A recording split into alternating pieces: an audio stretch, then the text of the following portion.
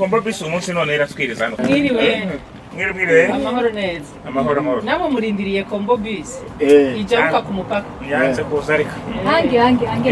Ange na uyu. Aba bakurusange. Gonjo kwa natia magonjwa fasi yote ile virusi yenye tuko tunasikia.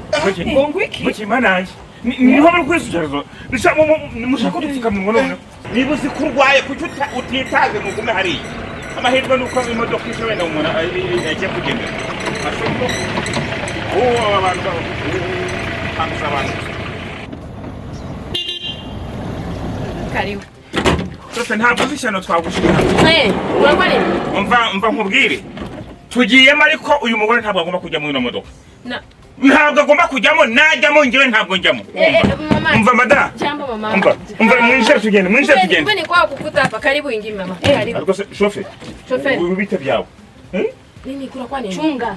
Yeye akiingia natoka. Irusangi niho iyi virus yazengeje akakare Ituruka. Kandi umuntu ariko arabaraba.